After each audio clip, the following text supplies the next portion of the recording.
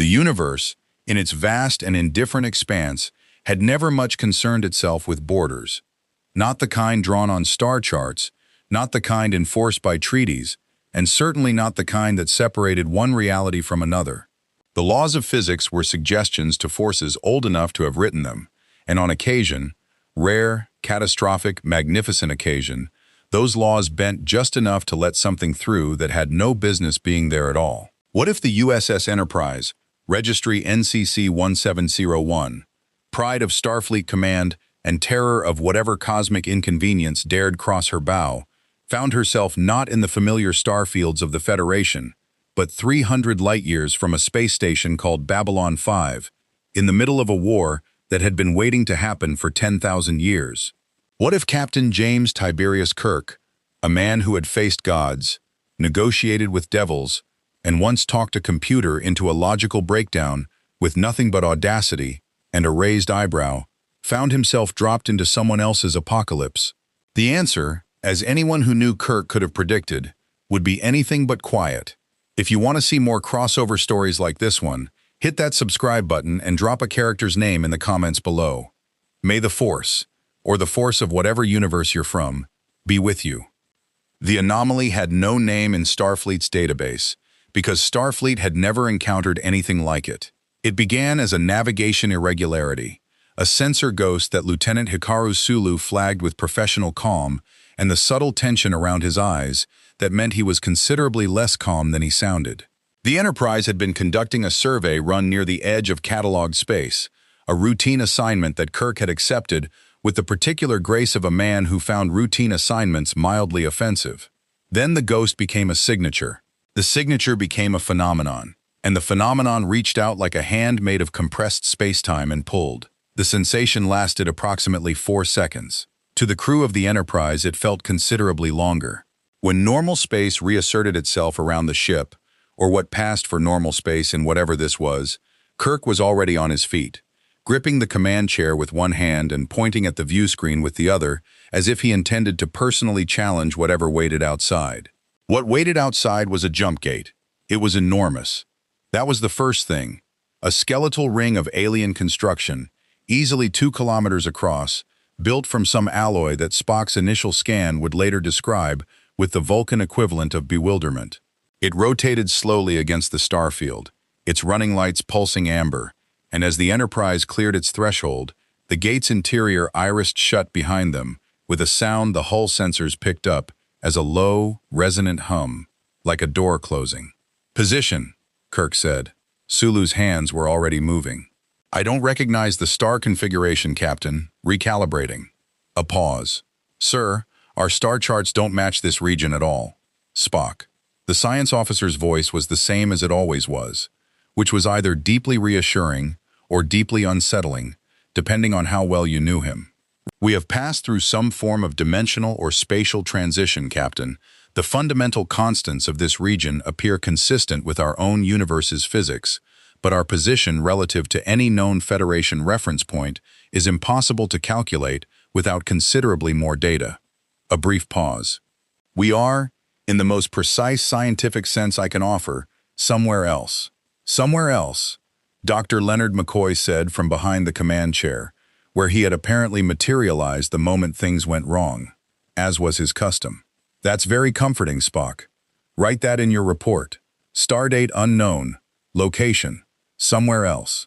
I considered elsewhere but found it insufficiently precise. "Shields," Kirk said. "Shields up," Ensign Chekhov confirmed.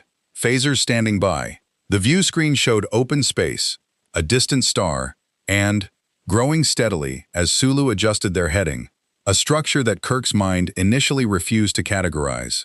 It was massive, 5 miles from one end to the other, shaped like a spindle someone had threaded with habitation rings and weapons platforms and docking bays, rotating gently along its central axis to generate gravity for what the biosensors were already suggesting was an enormous living population. Tens of thousands of life signs, maybe more. It was a space station, the largest Kirk had ever seen, and it was hailing them. The channel opened before Uhura could formally respond, which suggested either considerable urgency or considerable aggression. And the voice that came through was female, professionally controlled, and carrying the particular edge of someone who had been surprised and didn't appreciate it. Unidentified vessel. This is Commander Susan Ivanova of Babylon 5. You just came through our jump gate without authorization, without a flight plan on record, and without any transponder signal we can identify. I have 2 Star Fury wings on intercept and a very limited amount of patience. Identify yourself immediately, or we will assume hostile intent. Kirk looked at the view screen. He looked at Spock. He looked at McCoy, who spread his hands in a gesture that communicated both complete uselessness and absolute solidarity. Then he sat down in his chair, straightened his gold tunic, and nodded to Uhura. This is Captain James T. Kirk of the Federation Starship Enterprise. He let that settle for exactly 1 beat. We appear to have arrived unannounced. My apologies for the inconvenience, Commander. We have no hostile intent and would very much appreciate the chance to explain our presence, assuming you have somewhere we can talk. The silence on the other end lasted long enough to mean something. When Ivanova's voice returned, the professional edge was still there, but underneath it was something Kirk recognized from long practice. The sound of someone rapidly reassessing everything they thought they knew about the next 10 minutes. Stand by, Enterprise. On the view screen, the station turned slowly in the starlight, its running lights blinking amber and white against the dark. Beyond it, on the edge of sensor range, something moved through space that the Enterprise's instruments flagged as a vessel, but whose energy signature matched nothing in Starfleet's considerable library of known spacecraft. Spock noted it, said nothing immediately, but his eyes, fixed on his scanner, narrowed by precisely the degree that meant the universe had just gotten considerably more complicated. Kirk noticed. Report, Mr. Spock. In a moment, Captain. Another second at the scanner. I believe I need to revise my initial assessment of our situation. Is it worse? Considerably. McCoy exhaled through his teeth. Kirk leaned back in his chair with the expression of a man who had been told worse things by better liars and waited for Babylon 5 to decide what to do with them. Outside, the gate sat silent. The station turned. And somewhere in the deep dark beyond sensor range, something ancient and terrible noted the arrival of something it had not anticipated. The shadows did not feel surprise. They had evolved past it millennia ago, but they felt interest. Babylon 5 had seen many things in its years of operation. It had hosted the last of the Narn diplomats when their world burned. It had watched the Centauri ambassador drink himself toward whatever peace he could find at the bottom of a bottle. It had processed refugees, harbored conspiracies, survived assassinations, and served as the unlikely fulcrum around which the fate of the known galaxy had begun, quietly and then all at once, to pivot. Ambassador Delenn had once described it as a place where no one was truly comfortable, which meant everyone was equally uncomfortable, which was the closest thing to neutral ground the universe had managed to produce. It had never, in all of that, received a starship from another dimension. Commander Susan Ivanova stood in the docking bay observation room and watched the Enterprise maneuver toward the external docking clamps with the focused attention of someone cataloging every detail for a report she had absolutely no idea how to write. The ship was unlike anything in the Earth Alliance database or the combined records of the League of Non-Aligned Worlds. Its hull geometry suggested human design, bilateral symmetry, a saucer-shaped primary hull, 2 cylindrical nacelles mounted on swept pylons, but the proportions were wrong for any Earth Alliance vessel, and the energy readings from those nacelles described a propulsion system that made their best physicists' current theories look like finger painting. "It's human," said Lieutenant Corwin from his station, with the particular tone of a man stating something that felt true and wrong simultaneously. "It's something," Ivanova said.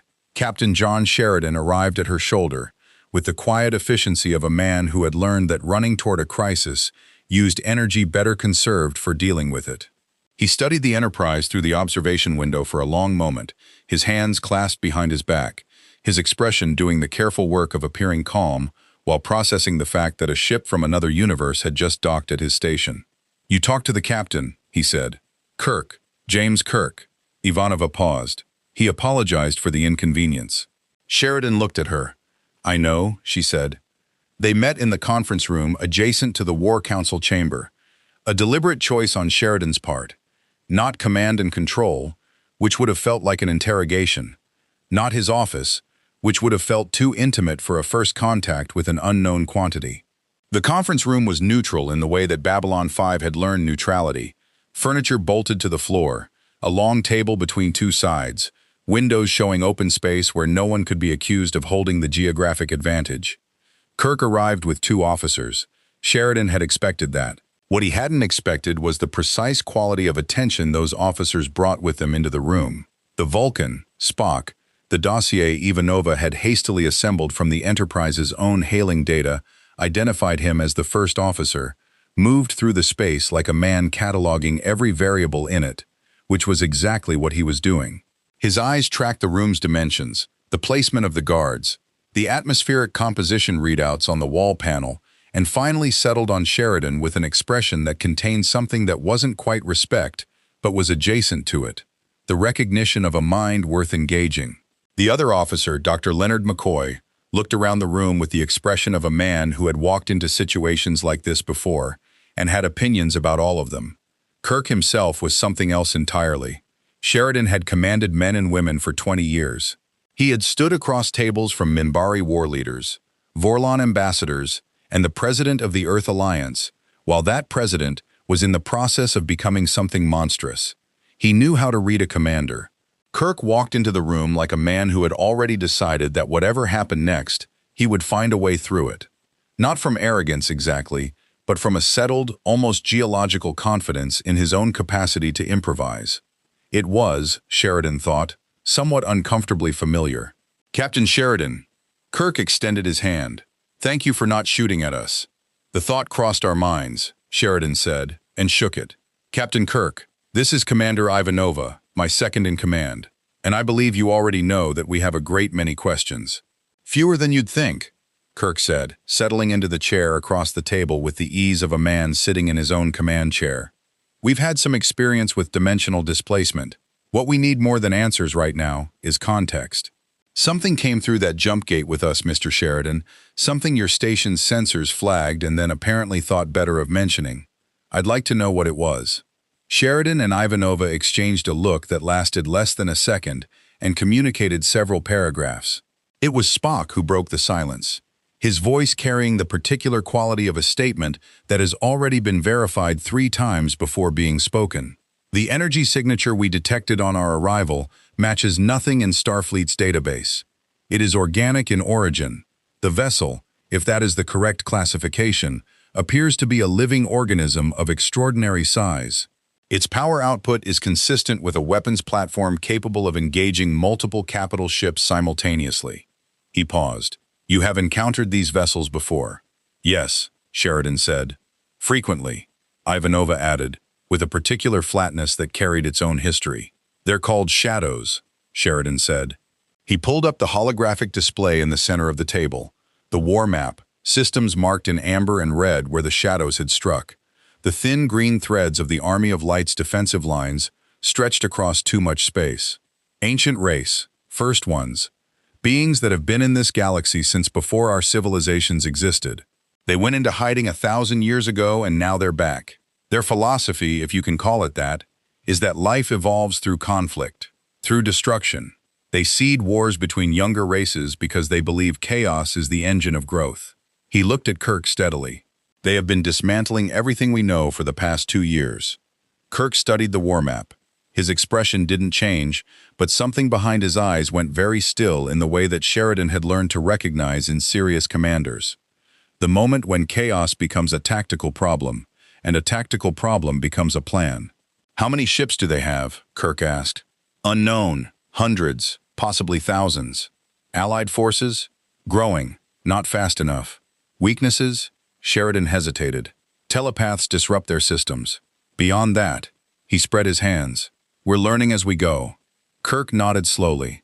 Then he looked at Spock. "Captain," Spock said quietly, "I should mention that during our approach to the station, I detected what I believe to be a Vorlon vessel in this system. The energy signature is unlike the shadows but equally anomalous. It was observing us. The silence in the room this time was different in quality, heavier. Of course it was, Ivanova said, with the tone of a woman who had run out of surprise approximately 6 months ago and was now operating purely on professional reflex. Sheridan leaned forward, his eyes on Kirk. "Captain, what I'm about to tell you about the Vorlons is going to complicate everything I just said about the shadows." "It usually does," McCoy muttered. Kirk's mouth curved slightly at the corner. Not quite a smile, but the promise of one. "Go ahead, Captain." "I've found that complicated is where the interesting work gets done." Outside the windows, the stars held their ancient positions, and somewhere in the dark between them, two sets of very old eyes took note of the new piece that had arrived on the board, and began, each in their own way, to calculate what it meant. Spock did not experience wonder in the way humans did. Wonder, as McCoy had explained to him on at least 4 separate occasions with decreasing patience, was a feeling, a sudden involuntary expansion of the self in response to something larger than expected. Spock had pointed out each time that involuntary responses were by definition beyond the reach of discipline, and that he therefore preferred to process the extraordinary through the more reliable mechanism of analysis. What he was experiencing now, bent over the Enterprise's science station, with every sensor array focused on the Vorlon vessel that had taken up a position 11,000 kilometers off their port bow, was the Vulcan equivalent of wonder. He would not have called it that, but his hands had slowed on the console, and he had looked up from his readouts twice in the past 4 minutes without any tactical reason to do so, which was, for Spock, practically a standing ovation. The Vorlon ship was alive, not in the metaphorical sense that some engineers applied to vessels they loved, not in the sense of a crew that breathed and thought and made a hull feel inhabited. The ship itself was a biological organism, vast and luminous, its hull composed of what his spectrographic analysis was identifying as a form of organic plating that responded to external stimuli the way skin responded to cold. It moved without visible propulsion. It communicated on frequencies that sat at the edge of what the Enterprise's sensors could resolve, and what they could resolve suggested something that was not language so much as intention made into signal. He had been in this business long enough to know what that implied. "Fascinating," he said, which was the word he used when the universe had exceeded its own specifications. Behind him, the turbolift opened, and Kirk stepped onto the bridge with the particular energy of a man who had been in a meeting long enough to need the tactile reassurance of his own command deck. "Report, Mr. Spock. The Vorlon vessel has not moved from its position since we docked, Captain. It has made no aggressive action and issued no formal communication to Babylon 5 or to us." Spock straightened. "However, it has been conducting what I can only describe as a sustained scan of this vessel. Not our hull, not our weapons systems." He paused. "Our crew." Kirk settled into his chair. "It's looking at people. It is assessing them. Yes, the scan is focused primarily on neurological activity, specifically on whatever the Vorlons classify as potential." He turned from the console to face Kirk directly. "Captain Sheridan indicated during our briefing that the Vorlons are one of the 2 dominant ancient races in this conflict, the philosophical opposite of the Shadows. Where the Shadows believe in evolution through chaos, the Vorlons believe in order, in guidance, in shaping younger races according to their own vision of what those races should become." He let that sit for precisely the right interval. "They have been doing this for a very long time." "Sounds familiar," Kirk said, with a dryness that contained several years of encounters with sufficiently advanced beings who had confused wisdom with the right to make decisions for others. Indeed, there is, however, a distinction worth noting. The Vorlons do not merely observe. They have been actively modifying the genetic and neurological development of the younger races for millennia, engineering a specific response in those races to Vorlon presence. He turned back to his console and brought up a data visualization. The scan frequencies laid against a neurological response map.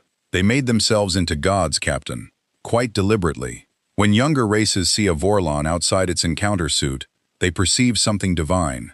The response is not cultural or religious in origin. It is biological. It was designed. The bridge was quiet for a moment.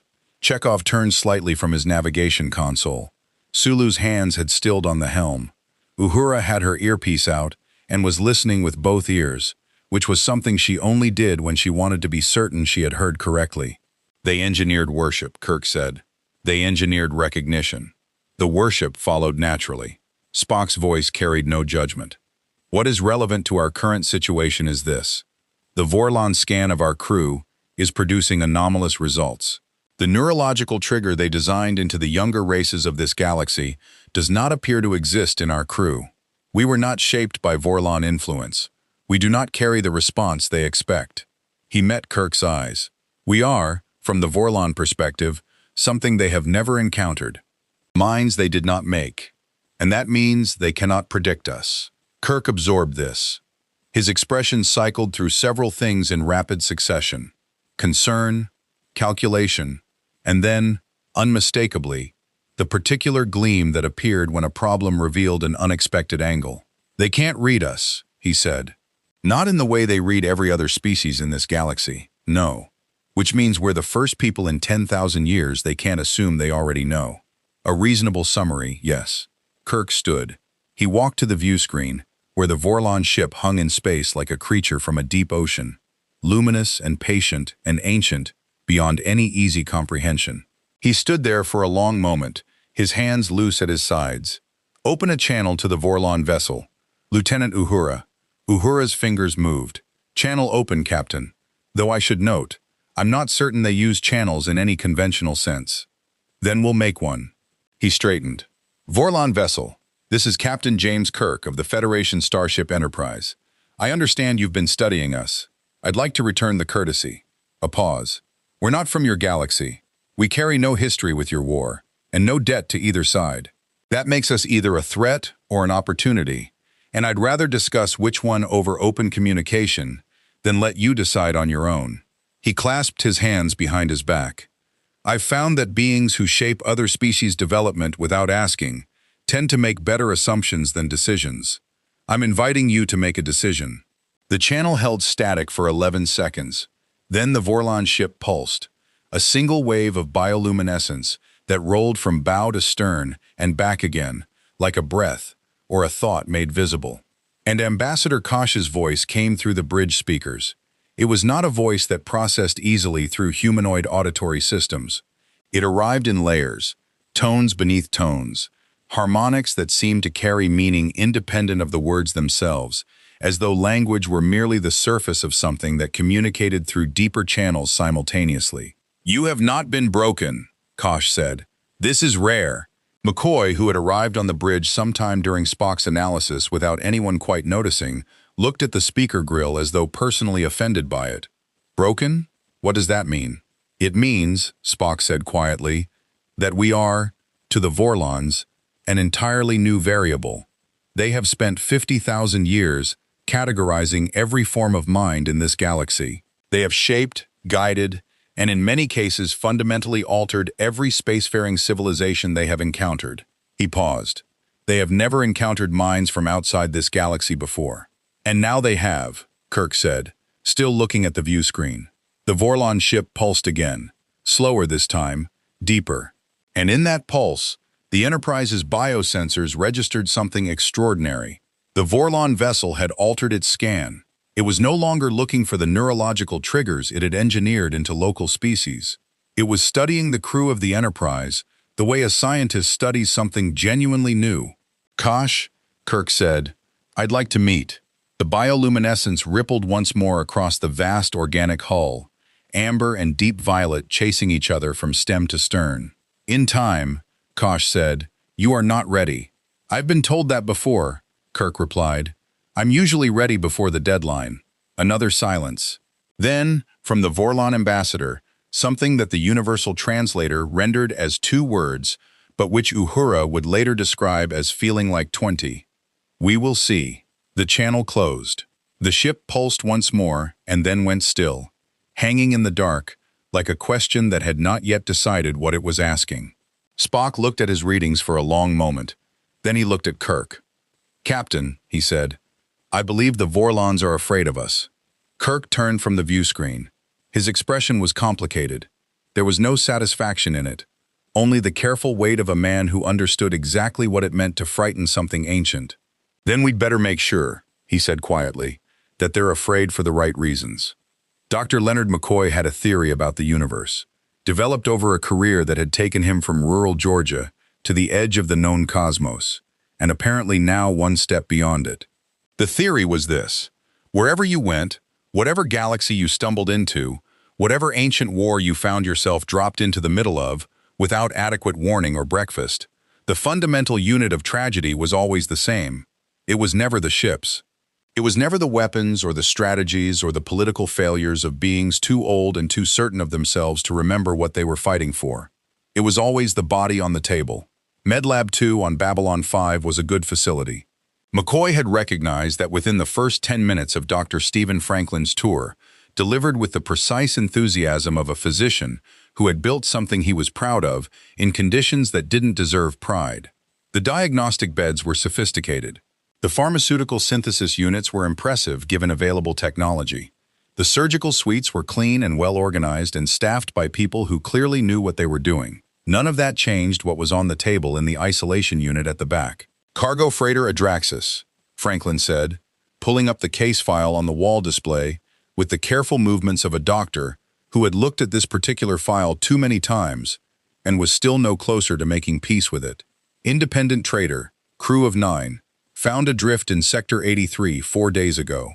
Hull intact, life support functional, no signs of weapons fire, boarding action, or mechanical failure." He paused. 7 of the crew were dead. 2 were alive. 1 of the survivors died en route to the station. McCoy stood at the foot of the bed and looked at the remaining survivor. She was human, young, perhaps 25, though it was difficult to be certain because whatever had happened to her had aged the spaces around her eyes and the set of her jaw in the way that extreme trauma sometimes did, compressing time into the face. She was sedated, and even sedated she moved. Small, restless movements of the hands, fingers curling and uncurling against the sheets, as though trying to grip something that kept dissolving. "The dead crew," McCoy said. "Neural trauma. All of them.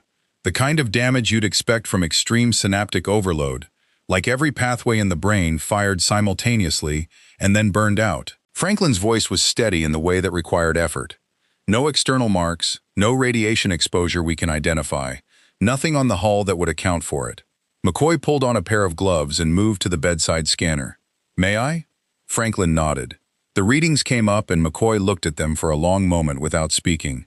His internal translator, the one built from 20 years of reading bodies the way other men read books, worked through what the instruments were showing him and arrived at a conclusion he didn't like.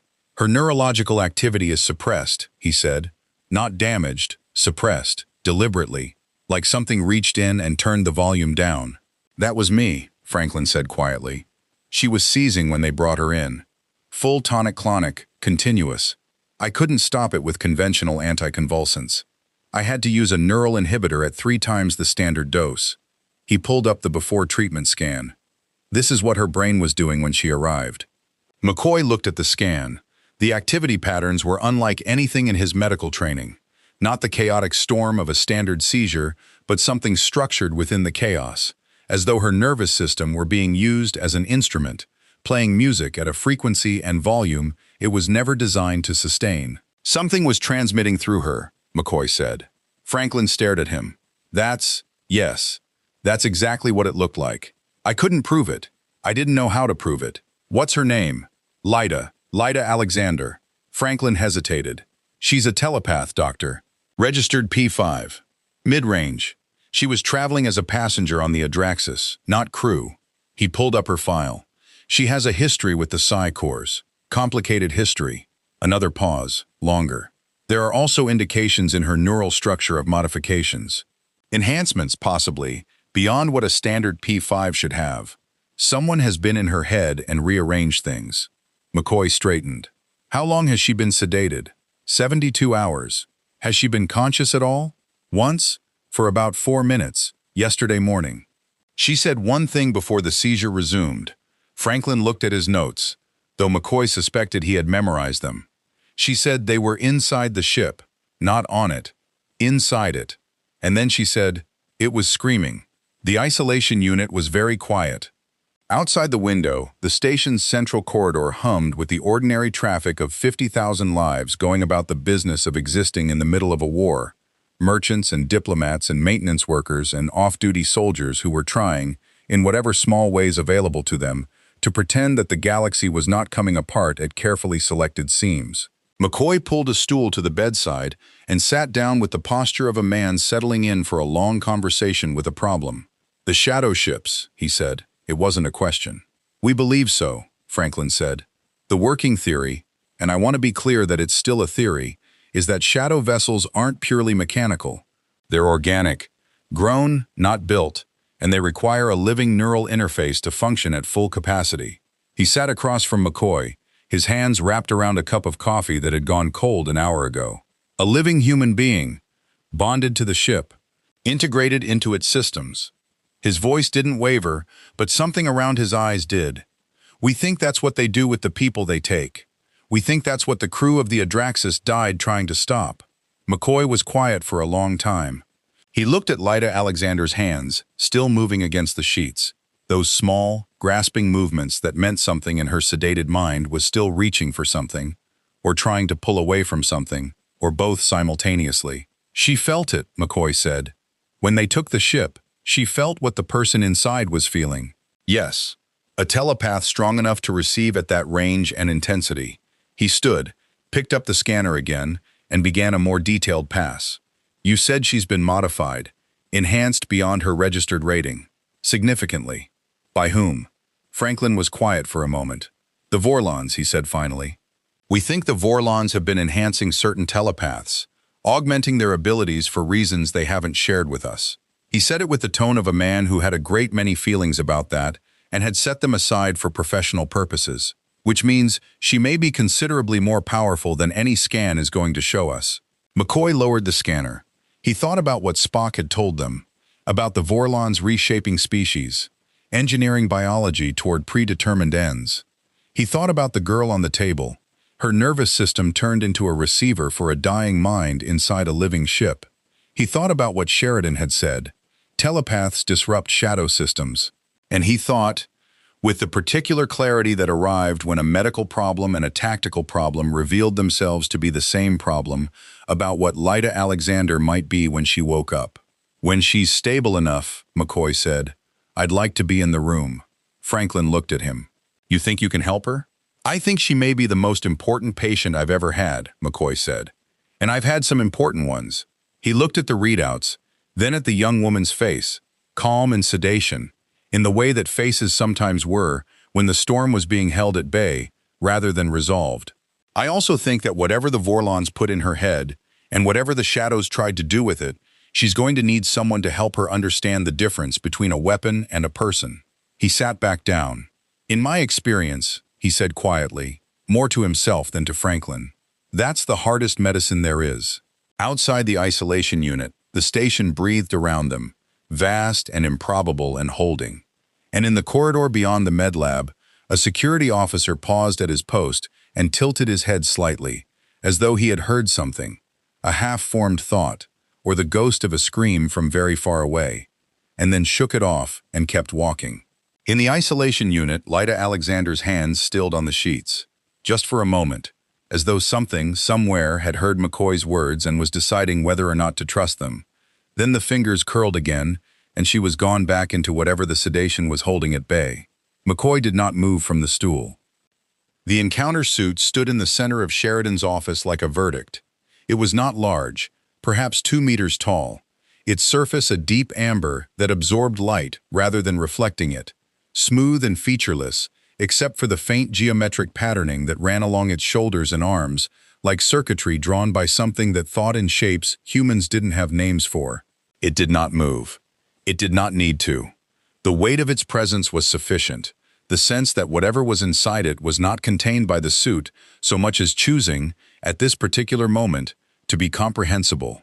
Kosh had come to Babylon 5's command level without announcement, without invitation, and without apparent interest in either. He had simply been in the corridor when Sheridan arrived at his office and had followed him inside with the unhurried certainty of something that did not recognize the concept of an appointment. Kirk stood to Sheridan's left. He had been in the middle of a tactical briefing when Sheridan's aide had delivered the news of Kosh's appearance with the expression of someone passing along information they found personally destabilizing. Kirk had set down his coffee, said, "Well then," and followed Sheridan to his office, with the equanimity of a man for whom the arrival of an ancient being in a life support suit registered as unusual, but not unprecedented. Spock stood to Kirk's left, which was where Spock generally stood when the universe was about to say something worth recording. "Ambassador Kosh," Sheridan said, with the careful diplomacy of a man who had learned that everything he said to this particular being would be interpreted on at least 3 levels simultaneously. "This is unexpected. All arrivals are unexpected," Kosh said. The layered voice filled the room without effort, harmonics settling into the walls and furniture as though the office itself were now resonating. Some more than others.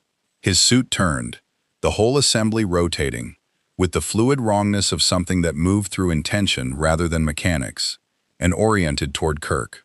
Kirk met the encounter suit's expressionless surface with the direct, unhurried attention he gave to everything that might be sizing him up. "Ambassador, you said we hadn't been broken. I've been thinking about what that means. Have you? You shaped the younger races of this galaxy," Kirk said. "Neurologically, genetically. You made them see you as divine because it served your purposes, your vision of order, your plan for how this war gets won." He kept his voice level and his posture open, which was the particular combination he used when he wanted a conversation to stay a conversation rather than become something else. The shadows did the same thing from the other direction. Chaos instead of order, conflict instead of guidance. But both of you were making decisions for species that didn't get a vote. The encounter suit was very still. "We are not the same as the shadows," Kosh said. "I didn't say you were the same. I said you made the same kind of choice." Kirk took a step forward, not aggressive, simply closing the distance that made conversation feel like announcement. "I've met beings like you before, beings with that kind of power and that kind of certainty. Some of them were benevolent. Some of them were monstrous. The ones that frightened me most were the ones who couldn't tell the difference between the two." He paused. "You told me I wasn't ready to meet you. I'm suggesting that readiness runs in both directions." The silence that followed had texture. Spock, monitoring his tricorder with the discretion of a man taking readings at a poetry reading, noted that the Vorlon's bioenergy output had shifted. Not dramatically, but in the way that a face shifts when something unexpected has been heard, and the response is still being formulated. Sheridan was watching Kirk with an expression that was equal parts admiration and the particular anxiety of a man watching someone juggle something irreplaceable. "You speak," Kosh said finally, "as one who has stood before gods."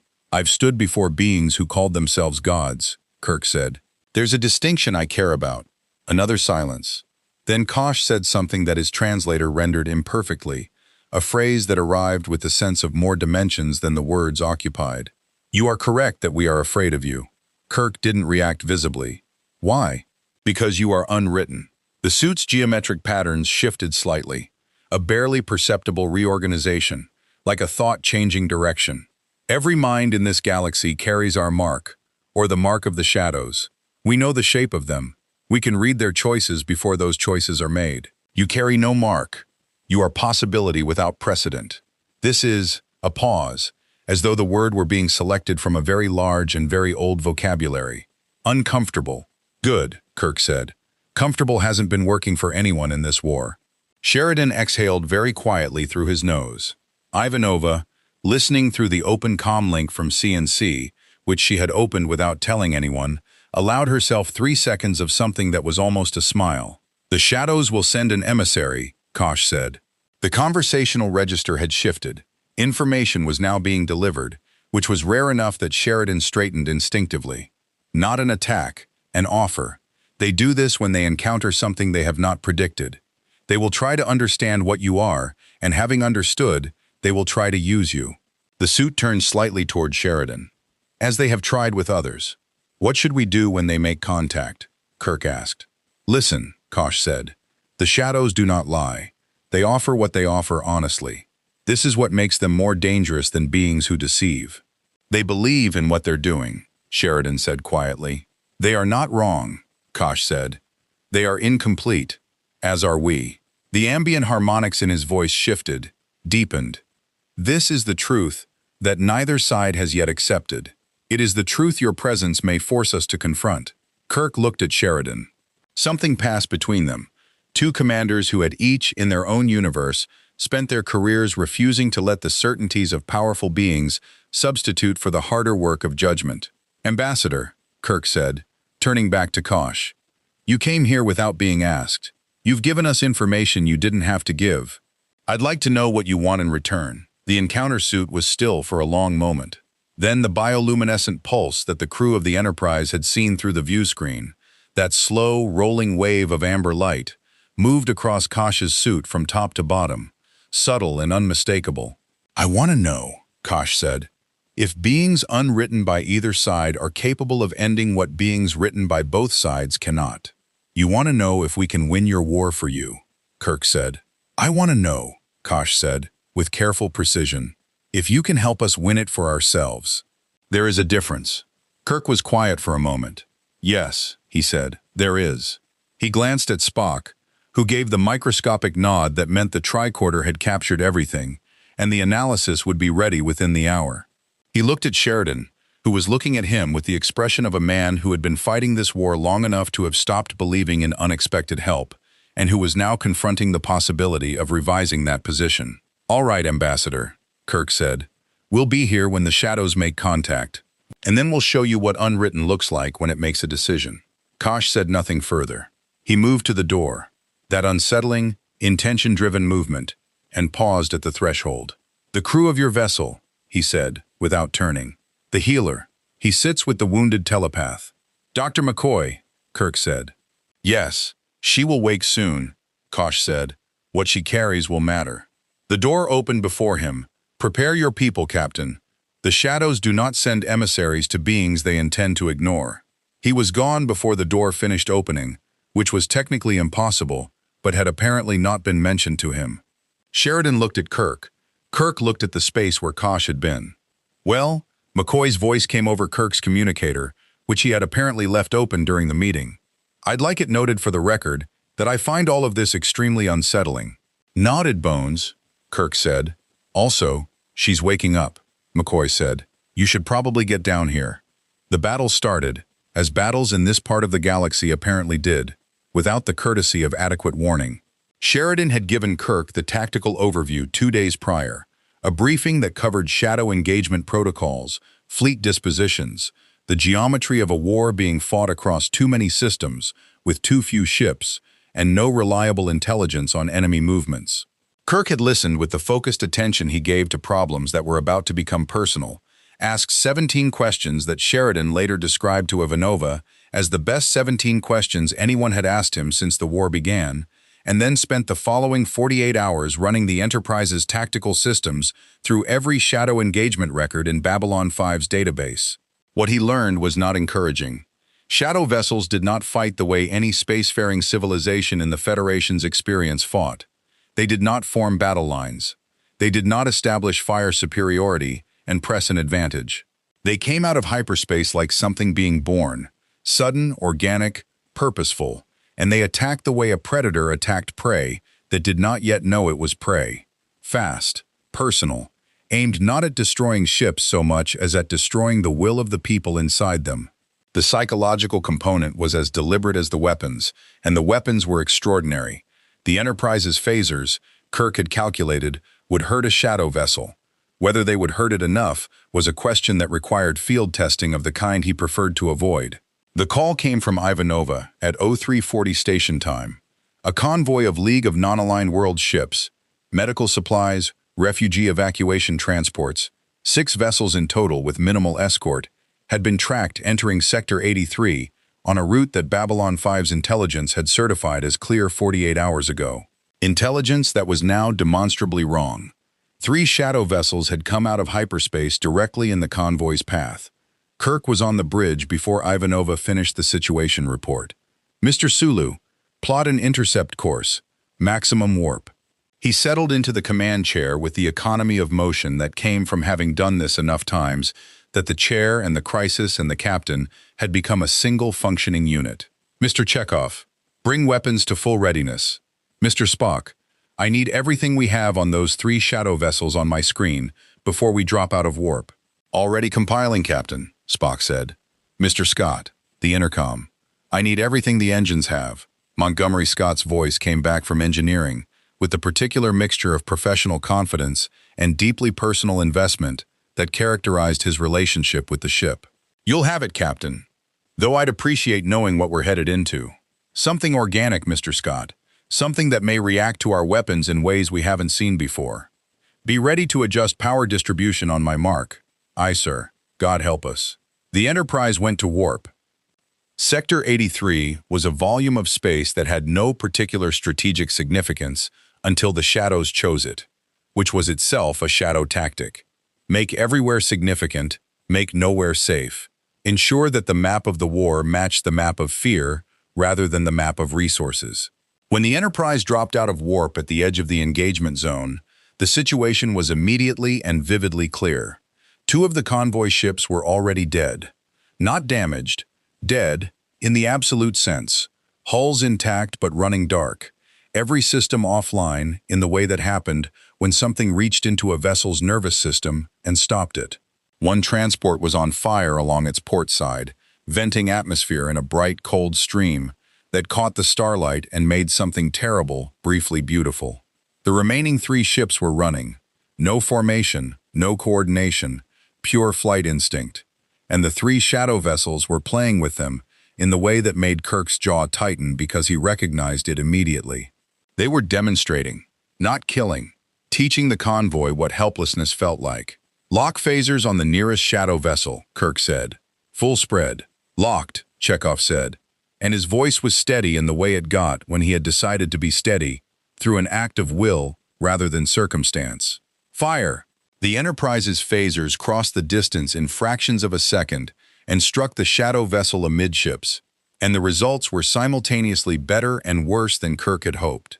The vessel reacted. It rolled away from the strike in an organic, fluid motion, its hull surface rippling where the phaser energy had impacted, dark material churning like disturbed water.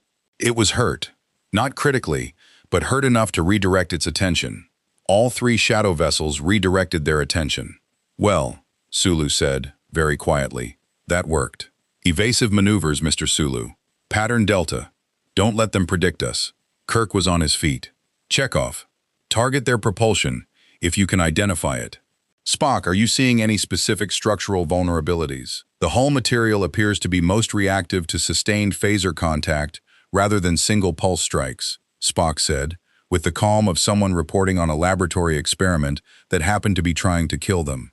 Prolonged beam application causes progressive cellular disruption. However, their maneuverability makes sustained contact extremely difficult to maintain. The first shadow vessel struck back. What hit the Enterprise was not a directed energy weapon in any sense that Starfleet's tactical doctrine recognized. It was something that interfaced with the ship's systems rather than striking them, a pulse that found the Enterprise's sensor network and momentarily inverted it, filling every display on the bridge with static and every crew member's inner ear with a disorientation so sudden and complete that Chekhov grabbed his console to avoid falling. Sulu kept his hands on the helm through what appeared to be sheer physical stubbornness. Shields holding, Spock reported. However, the attack vector is not conventional. They are targeting our systems, not our hull. The shield geometry does not fully account for this method of engagement. Mr. Scott, Kirk said immediately, can you reconfigure the shield harmonics to create interference with that pulse frequency? A pause from engineering that lasted exactly as long as Scott needed to understand the question and begin solving it. Aye, I can try. Give me 4 minutes. You have 2. Mr. Sulu, keep us between those shadow vessels and the surviving transports. They want us now, not the convoy. Use that. Sulu's hands moved with the precise, fluid confidence of the best helm officer in the fleet. The Enterprise banked hard, interposing herself between the 3 shadow vessels and the fleeing transports with the elegant economy of a ship, being flown by someone who understood her as well as he understood himself. The maneuver bought the transports 30 seconds and cost the Enterprise another strike, this one against the secondary hull, a physical impact that rang through the ship like a struck bell and brought the lights down briefly on decks 5 through 9. Damage report, Kirk said. Minor hull scoring, Deck 7, Uhura reported, working through the incoming data with the speed she had refined across years of crisis. No casualties. Engineering reports shield emitters on the port array are running warm. Mr. Scott, 30 seconds, Captain. I'm working. Kirk looked at the view screen. 3 shadow vessels, 1 starship, 3 surviving transports trying to make distance. The math was the kind that Starfleet Tactical Doctrine had several solutions for, none of which applied because Starfleet Tactical Doctrine had been written for a different galaxy.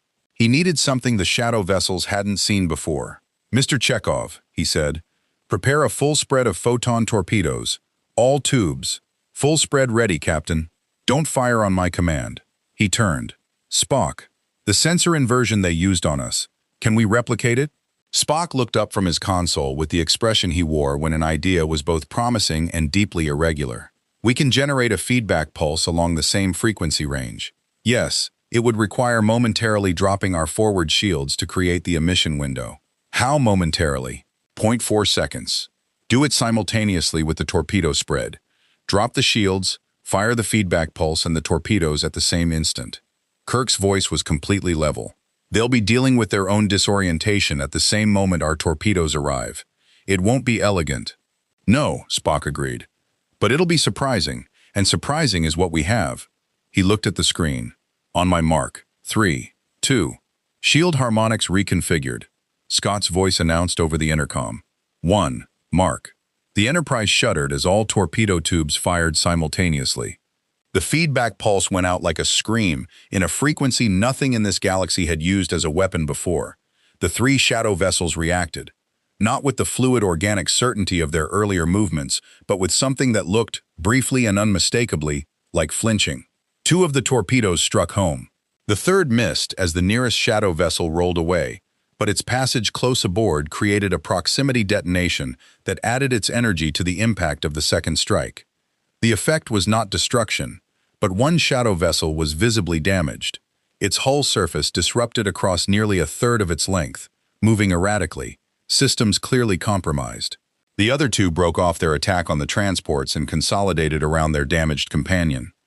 "They're pulling back," Sulu said, with the careful neutrality of someone who had learned not to celebrate until the board was actually clear. "Stand by," Kirk said. The 3 shadow vessels held position for 11 seconds. Then they went into hyperspace, a tier in normal space that opened and closed with the same organic wrongness as their arrival, and they were gone. The sector was quiet. On the view screen, the surviving transports were slowing, reorienting, the universal behavior of vessels whose pilots had stopped running and were now trying to understand that they were still alive. Kirk sat back in his command chair. "Casualty report, Lieutenant Uhura. 4 crew members injured during the second impact, Captain. Dr. McCoy reports none life-threatening." A pause. "The convoy. The 2 dark ships. No life signs." The bridge absorbed that. "Mr. Sulu," Kirk said, "take us alongside the surviving transports. Begin search and rescue protocols for the 2 disabled vessels." He stood. "Mr. Chekhov, full sensor sweep. I want to know the moment anything comes out of hyperspace within 2 light hours." He walked to the science station. Spock was already analyzing the engagement data, his fingers moving across the console with quiet precision. "We hurt them," Kirk said quietly. "Yes," Spock said, "insufficiently. But the feedback pulse caused genuine disruption to their systems, with refinement." "How much refinement?" Spock considered. "Enough to matter," he said, which for Spock was the equivalent of optimism. Kirk looked at the view screen, where the stars of this galaxy, not his galaxy, not his war, but his responsibility now in every way that mattered, held their ancient, indifferent positions. "Send the engagement data to Sheridan," he said. "Everything. The pulse frequency, the torpedo geometry, the response patterns, everything we learned." "Captain," Spock said, with the particular inflection he used when he was about to say something Kirk had already thought of, "the shadows will also have learned from this engagement." "I know." Kirk moved back to his chair. "That's why we need to learn faster." The message came through on a frequency that shouldn't have existed. It arrived not through Babylon 5's comm network, not through the Enterprise's subspace array, and not through any channel that either vessel's communication systems were designed to receive. It arrived the way the shadows themselves arrived, by simply being present where it had not been a moment before, a signal that the Enterprise's computer logged with the bureaucratic neutrality of a system that recorded everything and understood nothing, time-stamped at 0217 station time and flagged as origin unknown. Kirk was awake when it came. He had not slept more than 4 hours in the past 2 days, which was not unusual for him during active operations, and which McCoy had opinions about, that Kirk had been successfully not listening to for 15 years. He was in his quarters reviewing the Sector 83 engagement data for the fourth time, looking for the variable he had missed, the thing that would tell him why the shadows had pulled back instead of pressing their advantage. Because beings that ancient and that powerful did not make tactical retreats without reasons, and understanding their reasons was the only currency that bought time in this war. The message resolved on his screen without preamble. It was text only, clean, precise, structured in a way that suggested the author had considerable familiarity with Federation communication formatting, which was itself the first thing that made Kirk's attention sharpen to a point. Captain James T. Kirk, USS Enterprise NCC 1701. You are a long way from home. We would like to discuss the distance docking Bay 12, Babylon 5's secondary commercial ring, 0400. Come alone, or come with your Vulcan. It makes no difference to us. We know what you are. We would like you to know what we are. The war you have joined is not the war you think it is. No signature, no origin marker, nothing that identified the sender except the quality of the communication itself, the precision of it, the particular confidence of something that did not need to establish its credentials because its credentials were self-evident to anyone paying attention. Kirk read it 3 times. Then he opened his communicator, Spock.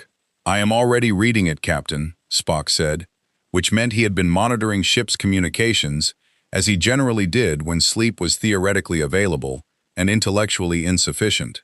The signal origin is consistent with shadow communication methodology. The formatting familiarity with Federation protocols suggests they have been studying our systems since our arrival, possibly before. They've had 4 days. For beings of their age and capability, 4 days is considerable time. A pause. The invitation is genuine, Captain. They wish to speak with you. They want to assess me, Kirk said. In person. Yes. Which suggests they found the Sector 83 engagement more significant than a simple tactical setback. They are not accustomed to recalibrating. We have forced them to recalibrate. Another pause, Spock length, which meant something specific was being chosen carefully. I would recommend accepting. I was already going to accept. I know. I recommended it so the log would reflect that the decision had Vulcan endorsement.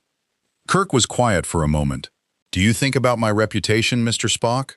Occasionally, and against my better judgment, Captain, he told Sheridan. This was not a given. There was a version of this decision in which Kirk went to the meeting, gathered intelligence, and presented Sheridan with a complete picture after the fact.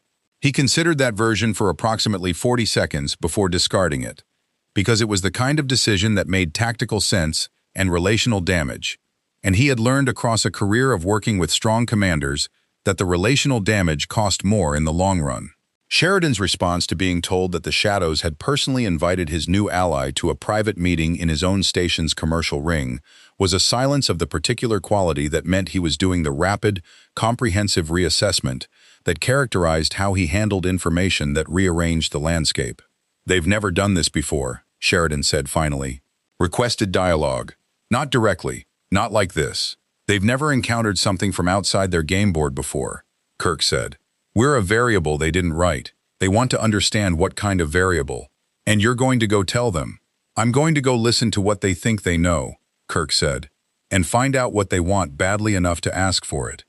Sheridan looked at him across the table in the war room, the holographic display between them showing the current disposition of shadow activity across 17 systems, amber blooms of confirmed engagement, red markers for lost ships, the green threads of the Army of Light stretched thin as wire across too much space.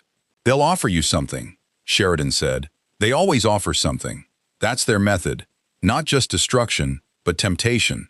They find what you want, and they offer it honestly, because they believe that conflict and desire and ambition are the engines of growth. They don't see it as corruption. He paused. They see it as opportunity. What do they think I want? Sheridan looked at him steadily. Home, Captain. You're a long way from it. A man like you, with a ship and a crew and a universe he knows, they'll offer you the way back. And they'll mean it. The war room was quiet. Kirk looked at the holographic display, at the amber blooms and the red markers and the thin green threads. At the scale of what was being lost, while the argument about how to stop losing it continued. They could probably do it, Kirk said. It was not a question. Probably, Sheridan said. Docking Bay 12 was in the secondary commercial ring, a section of the station given over to the smaller independent traders who couldn't afford or didn't want the exposure of the main bays. At 0400 it was empty except for the ambient sounds of a station at its quietest, the distant hum of life support, the occasional clang of a maintenance cycle running somewhere in the superstructure, the particular acoustic quality of large spaces with nothing moving in them. Kirk and Spock stood at the center of the bay and waited. They did not wait long. The shadows came out of the dark in the way they apparently did everything, by deciding to be present rather than arriving. There were two of them, and they were visible in a way Kirk had not expected from beings that reportedly preferred to work through agents and avatars. They were tall, bilateral symmetry, multiple limb configurations, a surface quality that suggested they absorbed light the way their ships did. Not black exactly, but a depth of darkness that made black seem superficial. Their movement was fluid and wrong in the specific way that things moved when they had more joints than the observer's nervous system was prepared to process. They were looking at Kirk with what he recognized, across every species barrier and every dimensional divide, as genuine curiosity. One of them communicated, not through sound, through a method that arrived in Kirk's mind with the quality of a thought he hadn't thought, clear and structured and undeniably external. You fought our vessels at Sector 83. You used a method we had not encountered. Yes, Kirk said, aloud, because he was not going to conduct this negotiation inside his own head if he could avoid it. You are not from this galaxy. No, you have no stake in this war. I have the stake I choose to have, Kirk said, which is the only kind worth having. A pause. The two shadows exchanged something between themselves, a communication he couldn't intercept. Then, we can return you to your universe, your ship, your crew, your home, a beat, all of it, intact, now, tonight. Kirk said nothing. You have seen what we are. You understand that we do not offer what we cannot provide. I understand that, Kirk said. Then you understand the offer is real. I do. What we ask in return is simple. Leave. Take your ship and your people, and return to the galaxy that made you. Stop fighting a war that is not yours. The younger races here will evolve, or they will not. That is the nature of things. You cannot change it. You can only delay it. Kirk looked at the two shadows. He let the silence run long enough to mean something. You're afraid of what I represent, he said. Not of me specifically, of the idea that something exists outside your framework, something you can't predict and didn't shape and can't calculate. He took one step forward, which was either brave or foolish, and he had stopped distinguishing between those some years ago. You're not offering me home because you're generous. You're offering me home because you want me off the board. The shadows were still. Yes, one of them communicated. The honesty of it was startling. Clean and absolute, no deflection. This is accurate. At least we understand each other, Kirk said. He looked at them for a long moment. These ancient, terrible, genuinely convinced beings who had been running their experiment on living civilizations for longer than his species had known fire, and who believed with the complete sincerity of the utterly certain that they were right. My answer is no, he said. You understand what refusal means. I understand what acceptance would mean, Kirk said. That's why I'm refusing. He held their attention for one more moment. Then he said, with the particular quality of a man who means every word and has thought carefully about each one, you've been running this galaxy like a laboratory for 50,000 years. You've been so certain of your conclusions that you stopped checking your data. He paused. In my experience, that's when experiments go wrong. The shadows regarded him. Then they were gone. Not leaving. Simply no longer present. The way a thought stops being a thought when something more urgent arrives. Spock stood at Kirk's shoulder in the empty docking bay. His tricorder had been running throughout. He looked at its readings for a moment. Captain, he said, I believe that was either very wise or catastrophically ill-advised. Those are usually the same thing, Mr. Spock, Kirk said. They walked back toward the main ring in silence, and behind them the docking bay's lights hummed their steady, indifferent note, and somewhere in the dark between stars, something 50,000 years old was doing something it had not done in a very long time. It was changing its plans. The plan that Kirk and Sheridan built together took 4 days and nearly broke both of them. Not because they disagreed. That would have been easier. Disagreement had a grammar, a structure of positions and counterpositions that two experienced commanders could navigate without losing the thread of what they were trying to accomplish. What nearly broke them was the opposite. They agreed on too much, too fast, in the way that happened when two minds shaped by similar pressures and similar losses arrived at the same conclusions through different routes, and then had to reconcile the fact that their conclusions were built on different physics, different histories, and different understandings of what winning actually meant. Sheridan's war was a war of survival. Everything he built, every alliance he forged, every risk he took, was calibrated against the baseline question of whether humanity, whether all the younger races of this galaxy, would still exist when the shadows finished their current pass through civilization. He had been living inside that question for 2 years. It had reshaped him in the way that prolonged weight reshapes the thing that carries it. Not broken, but changed at the structural level, bearing the load differently than he had been designed to bear it. Kirk's war, if it could be called that, was a war of principle. He had refused the Shadow's offer not because he calculated that refusal served his interests. It demonstrably did not. But because accepting would have required becoming the kind of man who accepted. That distinction between strategic self-interest and the maintenance of something harder to name was the axis around which Kirk's entire career had turned. Sheridan recognized it immediately because it was the same axis around which his own career turned, and seeing it clearly in someone else was the particular discomfort of a mirror held at an unexpected angle. They agreed that Z'ha'dum was the target, the shadow homeworld, the center of their operation, the seat of whatever passed for their command structure, the place where their vessels were grown and their strategies were seeded, and the oldest of them maintained whatever continuity 50,000-year-old beings maintained. Striking it would not end the war. Both men were clear-eyed enough to know that. The shadows were distributed across too many systems, too many agents, too many centuries of preparation to be defeated by a single engagement. But it would force them to respond to something other than their own timeline. It would take the initiative from beings who had held it so long they had stopped thinking of it as something that could be taken. It would, as Kirk put it during the 3rd day of planning, make them fight their war instead of ours. The harder question was how. Sheridan had the White Star Fleet, fast Minbari human hybrid vessels, equipped with Vorlon-influenced weaponry that was the most effective anti-shadow technology the younger races had yet produced.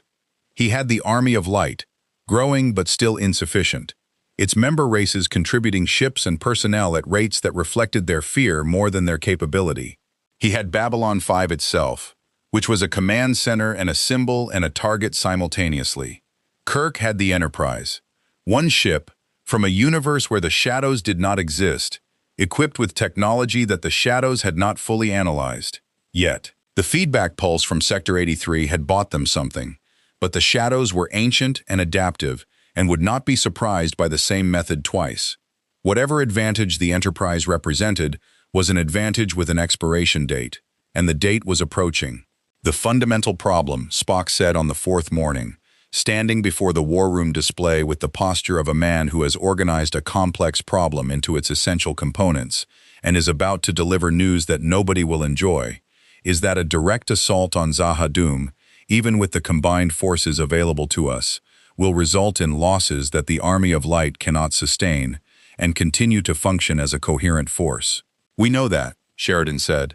I am establishing it as the baseline against which the alternative must be measured, Spock said, with the patience of someone who has explained this distinction before and expects to explain it again. He adjusted the display. The shadow vessels at Z'ha'dum will outnumber our combined fleet by a ratio that makes conventional engagement untenable. However, conventional engagement is not what I am proposing. Kirk looked at the display. Go ahead, Mr. Spock. The Shadow's strategic strength derives from their ability to operate across multiple theaters simultaneously, Spock said. They do not concentrate force because they do not need to. Their individual vessels are sufficient to dominate any engagement with the younger race's technology, and their numbers allow omnipresence. This is their advantage. He paused. It is also their assumption. They have never faced an opponent who could threaten Z'ha'dum itself.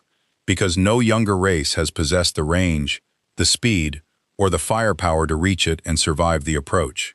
Until now, Ivanova said, from her position at the side of the room where she had been standing with the particular stillness of someone listening so hard that movement felt wasteful.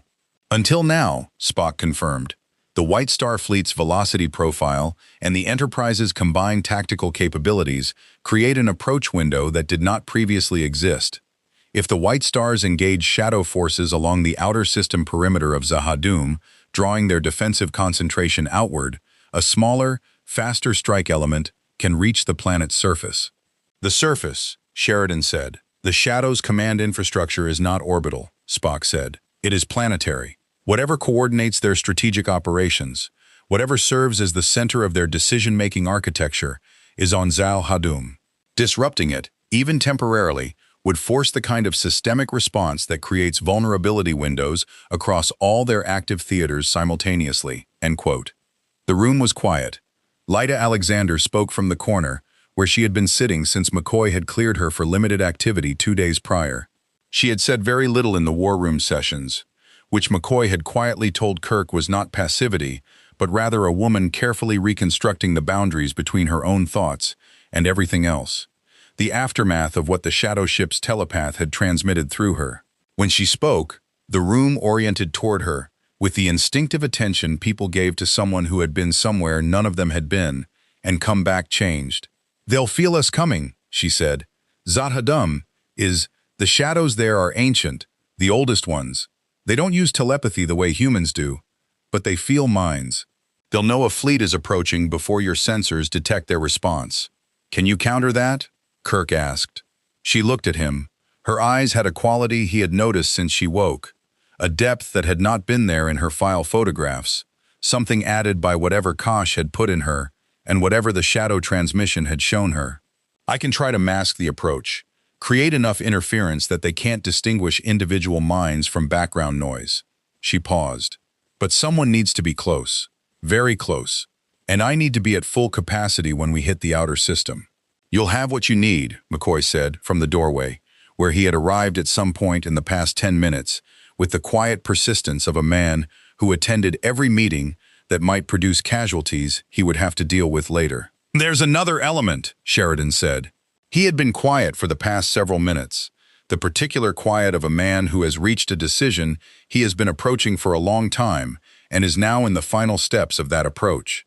He looked at the display, at Zahadum marked in the center of the shadow territories like a fixed point around which everything else orbited. "Kosh told me something, early in the war. He said, if you go to Zahadum, you will die." He said it without drama, as a plain fact that had been living in him for a long time. I've been thinking about that ever since, about what it means. The room waited. "I think it means that going to Zahadum costs something that can't be calculated in advance," Sheridan said. "I think that's true regardless of who goes." He looked at Kirk. "I'm not going to ask you to pay a cost I don't understand." "You're not asking," Kirk said. "I'm choosing. Your crew. My crew follows my orders," Kirk said. "And my orders follow my judgment. And my judgment says that we didn't come this far to stop at the last hard part." He held Sheridan's gaze. "I've been told I was going to die before, Captain. I've found it's most useful as information rather than instruction." Something crossed Sheridan's face. Complicated and quickly managed. He nodded.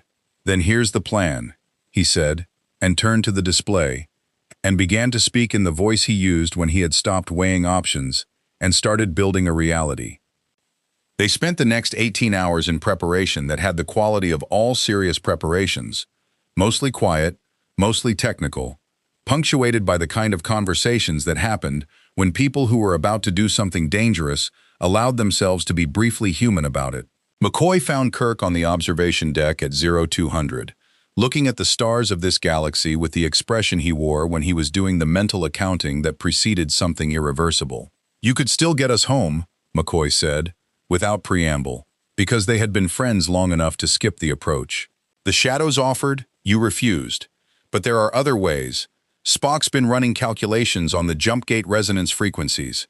There's a theoretical window." "I know," Kirk said. "Theoretical being the operative word," McCoy said. 63% chance of successful transit. 37% chance of, I know, Bones. McCoy stood beside him and looked at the stars. These aren't our people, he said finally. This isn't our war. No, Kirk said. But you're going anyway. We're going anyway. McCoy was quiet for a long moment. Then, you know what the worst part of being your doctor is? It's not the emergencies. It's not even the stupidity, though God knows there's enough of that. He paused. It's that you're always right about the things that matter, and it never makes any of it less terrifying. Kirk looked at him sideways. Don't, McCoy said. Don't you dare smile at me right now. Kirk didn't smile, but something in his posture settled, the particular settling that happened when the weight of a decision was finally resting on something solid enough to hold it. Get some sleep, Bones, he said. Absolutely not, McCoy said, and stayed where he was. They stood together in the dark and the starlight, two men from a universe that had not prepared them for this one. And outside the observation window, the galaxy continued its ancient, indifferent turning. And somewhere in its depths, Zahadum waited, with the patience of something that had been waiting for 50,000 years, and saw no reason to stop. Zahadum did not look like the end of things. That was the first surprise. Kirk had expected something that announced itself. A world that wore its darkness visibly, that broadcast what it was across every sensor frequency and every instinct that evolution had spent 1 billion years refining into the simple, reliable signal of danger. He had faced enough genuinely terrible things to know that the worst of them rarely bothered with theater. But some part of him had expected Zahadum to be different. Some part of him had expected a world that looked like what it was. What the view screen showed was a planet. Gray-blue atmosphere, significant cloud cover, continental masses visible through breaks in the overcast, large, irregular landmasses that caught the light of Zahadum's sun with the ordinary indifference of geology. From orbit, it looked like 100 worlds Kirk had catalogued across a career of exploration. It looked, in the most unsettling possible way, like somewhere someone might live. Someone did. Sensor sweep, Kirk said. Completing now, Spock said, and his voice had the quality it got when the readings were demanding that he reconcile what the instruments were showing with what the instruments were designed to show. The planetary surface contains energy signatures consistent with the Shadow Command infrastructure we projected, concentrated in 3 primary locations in the Northern Hemisphere, organic in construction, deeply integrated with the planet's geological systems. He paused. The planet itself is partially alive, Captain. The shadow installations are not built on Zahadum. They are, to a significant degree, grown from it. The whole planet, Sulu said, very quietly. The infrastructure, yes. The distinction between shadow technology and shadow homeworld appears to be largely semantic at this depth of integration. Kirk absorbed this. What are we looking at in terms of defensive capacity? 17 shadow vessels in high orbit, distributed across 4 orbital planes. Sensor ghosts suggest additional vessels in the upper atmosphere. Their precise number is difficult to determine due to interference from the planet's energy field. Spock looked up. Captain, the White Star Fleet is engaging the outer perimeter forces now. We have a transit window of approximately 19 minutes before the orbital defense pattern reconsolidates around the planet. 19 minutes. Kirk had won battles in less time. He had also lost things in less time that he had spent considerably longer wishing he hadn't lost. He filed both pieces of information under the same heading, useful, and turned to the tactical display. The plan was elegant in the way that all genuinely good plans were elegant. Not simple, but clear. The white stars had come out of hyperspace at the outer system boundary in 3 coordinated waves, hitting the shadow forces that the shadows had distributed there with the expectation that no younger race would come this far. The engagement was real and costly. Sheridan's voice over the comm, steady and exact, had reported 2 white stars destroyed in the first minutes of contact, 3 more damaged, but it was doing what it needed to do. The orbital defense pattern around Zahadum had thinned as shadow vessels moved to respond to the outer system threat. Lyda Alexander sat at a station Spock had configured for her. Not a standard bridge post, but a chair positioned at the center of the bridge with a direct interface to the ship's comm systems, surrounded by the environmental controls McCoy had specified to keep her neurological state stable during what she was about to do. She had her eyes closed, She had been sitting that way since they dropped out of hyperspace, and McCoy stood 3 feet from her with a medical scanner and the expression of a man professionally committed to calm and personally some distance from it. "Lyta," Kirk said. "I hear them," she said, without opening her eyes. Her voice was level in the way that required something deeper than composure, the way someone sounded when they were holding a vast weight very still. "The shadows on the surface, they know we're here. They're talking to each other in ways I can't fully translate. But the shape of it is surprise." She paused. "They don't feel surprise often. It's almost loud. Can you mask us from the orbital vessels? For a few minutes, maybe more." Her hands were still on her thighs, her breathing slow and deliberate. "There's something else, on the surface. There's a mind, human, or something that was human." Her face changed, not dramatically, just a tightening around the eyes that McCoy clocked immediately. Inside one of the shadow installations, not integrated the way the ship hosts are. Something different, something they've been keeping. The bridge was very quiet. "Don't reach for it," McCoy said firmly. "Lyta, whatever it is, don't reach." She nodded fractionally. "I know, Captain," Spock said. "Our window is now 16 minutes. Mr. Sulu, take us in. Heading 274 Mark 15, straight to the primary installation." Kirk settled into his command chair with the finality of a man sitting down to something that will require everything he has.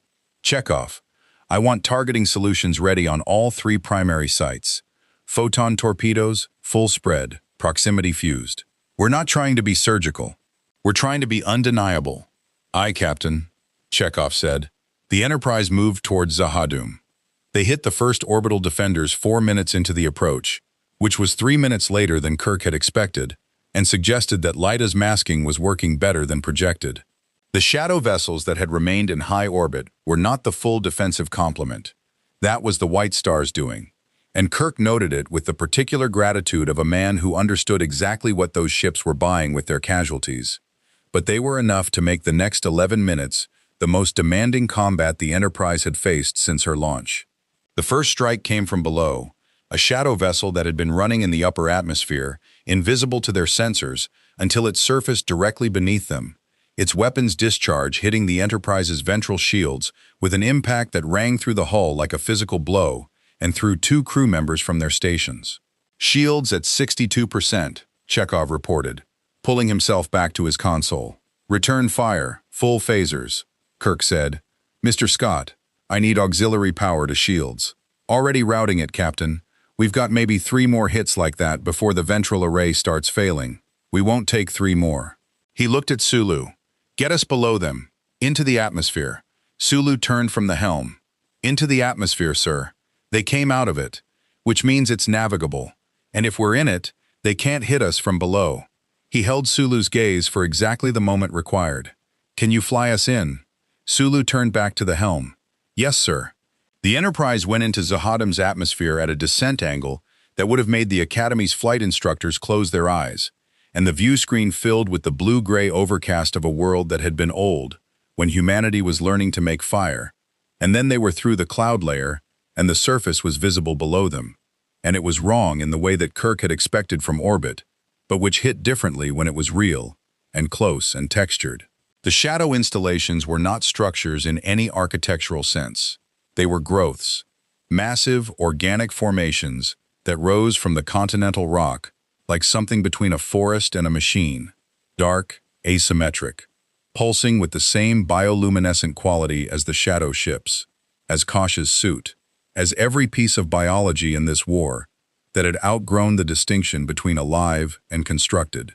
They covered hundreds of square kilometers of the northern continent, and from 2,000 meters altitude they looked like what they were, the nervous system of something very old and very certain of its own permanence. "Targeting solutions confirmed on all 3 primary sites," Chekhov said. His voice was steady. His hands were steady. Kirk filed this away in the place where he kept the things about his crew that he was proud of. "Lyta," Kirk said. "Ready," she said. Her eyes were still closed. Her voice had acquired a quality he couldn't categorize. Resonant, deeper than her normal register, as though something in her had expanded to fill a larger space. "They know exactly where we are now. The masking is gone. They're very angry. That's fine, Kirk said. Angry means reactive. Reactive means predictable. He looked at the view screen. At the installations below, vast and alive, and connected to a planet that had been growing them for 50,000 years. Mr. Chekhov, Captain, fire. The photon torpedoes went in waves. Not a single spread, but a sequential pattern Chekhov had calculated during the approach. Each wave timed to arrive as the previous impact shockwave cleared, maximizing penetration depth into the organic infrastructure below. The first wave hit the primary installation, and the explosion was extraordinary. Not the clean, geometric destruction of a weapon strike on a manufactured target, but something that responded, that recoiled, that sent a pulse through the ground in every direction as though the planet itself had flinched. Because it had. The second wave hit before the first shock wave had fully propagated, and the compound effect was visible from altitude. A section of the installation approximately 3 kilometers across, collapsing inward, its bioluminescence guttering and failing in a cascade that spread outward through connected tissue. The third wave was intercepted. A shadow vessel came out of nowhere, out of the rock, Kirk thought, out of the ground itself, and took the third torpedo spread on its own hull, absorbing the detonations with visible damage, but preventing them from reaching the secondary installation. 2 more shadow vessels appeared behind it, rising from the surface like something being born. Shields at 41%, Chekhov said. Sulu, evasive, Kirk said, and Sulu was already moving, the Enterprise banking hard through the lower atmosphere, with a maneuverability that her designers had not specifically intended for planetary combat, and that she was providing anyway, because she was the Enterprise, and that was what the Enterprise did. The comm crackled. Sheridan's voice, compressed by distance and interference, but clear enough. Kirk, we're losing the outer perimeter. 2 more white stars down. We need to know, did you hit it?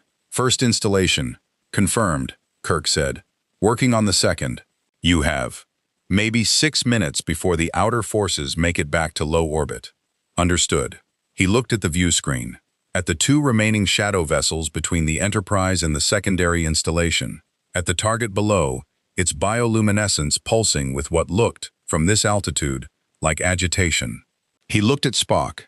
Spock was looking at his console with the expression he wore when the mathematics had produced an answer that was correct and costly simultaneously. There is a solution, Captain, Spock said. Tell me. The feedback pulse we used at Sector 83, refined as I projected. Delivered at close range, very close range, directly into the secondary installation's exposed organic matrix, it would cause a systemic cascade failure throughout the connected infrastructure. He paused. The required range is approximately 400 meters from the installation surface. 400 meters, Sulu said. The shadow vessels between us and the installation would need to be cleared first, Spock said. The pulse delivery would require a window of approximately 8 seconds, during which our forward shields must be down. 8 seconds, Chekhov said, with the tone of a man running the numbers and not enjoying the results. With our shields at 41% and 2 shadow vessels at close range, Spock said, the probability of sustaining significant damage during those 8 seconds is high, Kirk said. Quite. Kirk looked at the view screen, at Zahadum's gray-blue sky, at the shadow vessels holding position between the Enterprise and the target, at the target itself pulsing with its ancient, arrogant life. He thought about what Kosh had said, help us win it for ourselves. He thought about what Sheridan had said, the cost you can't calculate in advance. He thought about McCoy on the observation deck, staying when he'd been told to sleep, because that was what McCoy did. He thought about the crew of the Adraxis, about the convoy transports at Sector 83, about every world marked in red on the war room's holographic display. Mr. Chekhov, he said, target both shadow vessels. Full spread, everything we have. Fire on my mark, and don't stop until they're clear. He looked at Sulu. The moment they're clear, get us to 400 meters. As fast as she'll go. Captain, Scott's voice came through the intercom, rough and urgent. At 400 meters in an active combat zone with shields down, if they hit us, then you'll have a great deal of very interesting repair work, Mr. Scott, Kirk said. Stand by on the pulse emitters. Standing by, Scott said, and his voice had changed, the argument gone, replaced by the pure focused competence that Kirk relied on in the way he relied on gravity. God help us, he added, quieter. Mark, Kirk said. The Enterprise opened up with everything she had. Phasers at full, torpedo spread, the complete weight of a Starfleet Constitution-class vessel, brought to bear on 2 targets at close range, with no tactical reserve held back, because there was nothing to reserve it for. The shadow vessels took it and reeled, one breaking apart in a cascade of organic matter that spread across 100 meters of Zahadum sky, the other damaged severely, listing and dark, no longer between the Enterprise and her target. Go, Kirk said. Sulu went. 400 meters took 3 seconds at the velocity he selected, and those 3 seconds were the longest 3 seconds Kirk had experienced since the last time 3 seconds had contained everything that mattered. The damaged shadow vessel struck the Enterprise once, a glancing hit on the port nacelle that Scott later described as the single most expensive glancing blow in Federation engineering history. And then they were at 400 meters, and the forward shields were down, and Spock's hand was on the pulse emitter control. Now, Mr. Spock, Kirk said. The feedback pulse went out. At 400 meters, directly into the exposed organic matrix of the shadow installation, refined and calibrated from the Sector 83 data, and everything Spock had learned in the days since. It was not a weapon in the way the torpedoes were weapons. It was more intimate than that. It was the Enterprise reaching into something alive and disrupting the fundamental signal that made it live, and the effect was visible and immediate and enormous. The secondary installation failed. Not explosively, it collapsed, the bioluminescence failing in a wave that spread outward through every connected structure on the northern continent at the speed of a signal dying, square kilometer after square kilometer going dark, as the cascade propagated through the organic network that covered Zahadum's surface. The ground shook. The atmosphere above the dying installation churned, and from the surface, from somewhere in the collapsing infrastructure, something rose, a sound that arrived not through the hull sensors but through Lyta Alexander, who cried out once, sharp and involuntary, and then was very still. McCoy was at her side before the sound finished. "Lyta, I'm all right," she said, and her voice was different now, stripped of something, or freed of something. It was difficult to tell which. The mind I felt, the human mind in the installation. She opened her eyes. They were wet. "It's gone. They released it when the installation failed." She paused. "I think it's been there a very long time." The bridge was silent, except for the sounds of a ship that had taken damage and was managing it, the controlled urgency of Scott's engineering teams, the quiet efficiency of Uhura routing damage reports, the steady professional voices of a crew that had been through enough to know that surviving was a job that required attention. Kirk looked at the view screen. At Zahadum below them, its northern continent dark where it had been luminous, its shadow vessels regrouping in the upper atmosphere with the agitation of a system that had lost a central node it had not expected to lose. Sheridan's voice came through the comm. "Kirk, what just happened? Our sensors are showing the shadow vessels in the outer system are pulling back, all of them. We disrupted their primary command infrastructure," Kirk said. "It won't last, but it's a window." A pause, then, "How bad are you hurt?" Kirk looked at Spock. Spock looked at his console. "Port nacelle damage. Warp capability reduced to factor 4 until repairs are completed. Shield array at 23%. Hull scoring on decks 4 through 11. He looked up. "No casualties, Captain." Kirk absorbed that last item with the specific, private quality of relief that never got easier no matter how many times it came. "We're functional," he told Sheridan. "Get your fleet through that window." "Already moving," Sheridan said. Then quieter. "Thank you, Captain." Kirk looked at Zahadum one more time. At the dark continent, at the churning sky, at the ancient world that had just been forced to feel something it hadn't felt in 50,000 years. The specific sensation of having been wrong about what was possible. "Mr. Sulu," he said, "get us out of the atmosphere." "With pleasure, sir," Sulu said, and meant it in every possible sense. The Enterprise climbed. 3 days after Zahadum, Babylon 5 held a silence. Not the silence of defeat. Kirk had heard that silence before, in corridors and sick bays and on bridges where something irreversible had just finished happening, and it had a specific weight to it, a downward pressure that changed how people moved through it. This silence was different. It was the silence of people who had expected to lose and hadn't, and were still in the process of understanding what that meant. It moved through the station's corridors and its docking bays and its quarters and its council chambers like a thing with its own momentum, adjusting itself around the ordinary sounds of 50,000 people living their lives, changing the quality of those sounds without stopping them. The shadows had not been destroyed. Both Kirk and Sheridan had been precise about this in every briefing, every communication, every conversation that touched on what had happened at Zahadum. Precise because the alternative was a hope that outran its evidence, and hope that outran its evidence had a long and well-documented history of getting people killed when the evidence caught up. The shadow vessels that had been engaging the Army of Light across 17 systems had pulled back, not retreated in the permanent sense.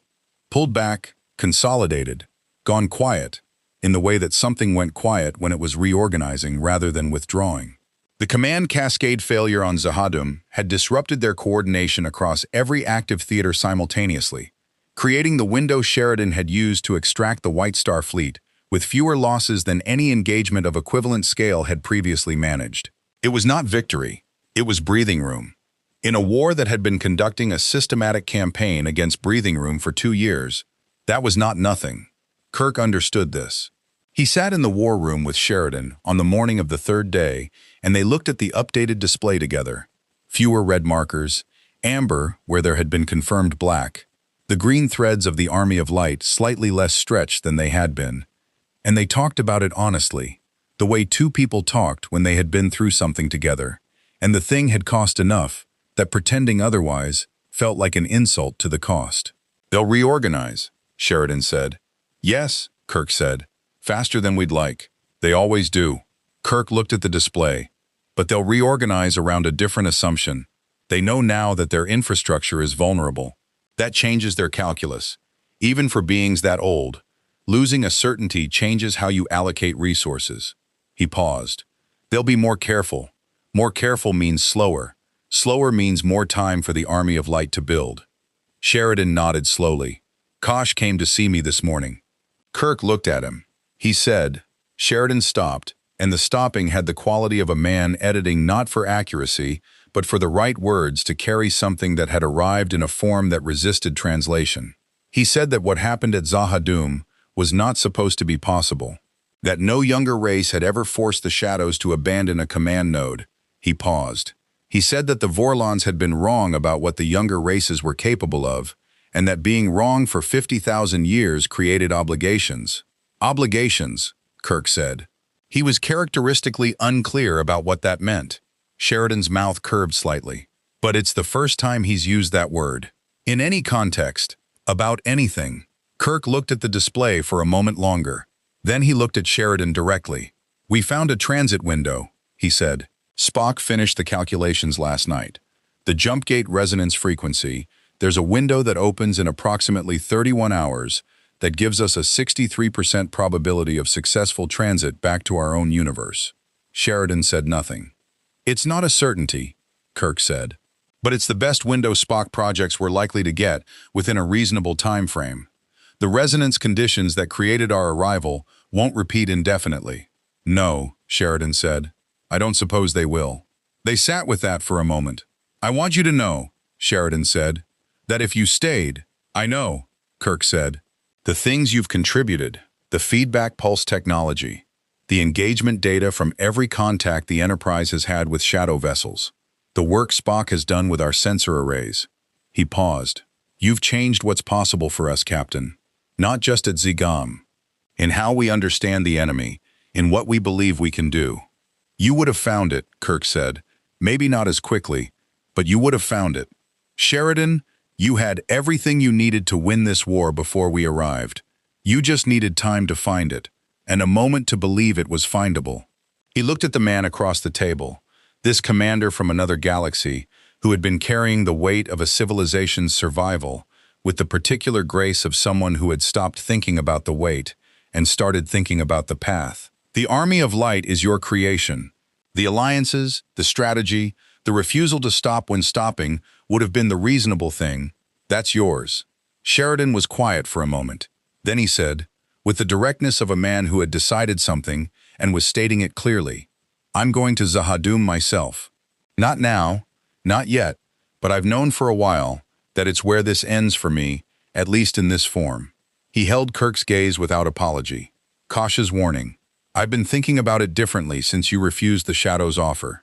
You said refusal sometimes costs more than acceptance in the short term, but it's the only choice that leaves you still yourself when it's over. You listened to that, Kirk said. You're a hard man not to listen to, Sheridan said. It's profoundly annoying. Kirk smiled, a real one, unguarded, the kind that arrived when something was genuinely funny rather than strategically warm. The farewell was distributed across the day rather than concentrated in a single ceremony, which felt right to Kirk in a way that formal occasions didn't always manage. McCoy spent the morning with Franklin in MedLab, exchanging medical data and opinions with the competitive generosity of two excellent physicians who had recognized each other as colleagues and were making the most of limited time. He left Franklin with a complete copy of the Enterprise's medical database and received in return a comprehensive record of every shadow-related neurological case MedLab had treated. Research, McCoy said, that Starfleet Medical was going to find deeply bewildering and absolutely essential. Spock and Ivanova had a conversation in the war room that lasted 4 hours, and which both of them later described to their respective commanding officers as merely a technical exchange of tactical data. The fact that Ivanova was still talking when Spock finally stood to leave, and that Spock paused twice in the doorway to respond to additional points she raised, was information that both Kirk and Sheridan filed away without comment. Lyta Alexander came to the Enterprise. She stood in the transporter room with the quality she had carried since waking from the sedation. That sense of a person who had been taken apart and reassembled and was still mapping the differences. McCoy had cleared her for full activity 48 hours prior, noting in his log that her neurological readings were stable and that whatever Kosh had built into her was, as best he could determine, complementary rather than exploitative. He had added a personal note that he was not entirely comfortable with the distinction, and that she deserved to know everything that had been done to her, and that he had told her so.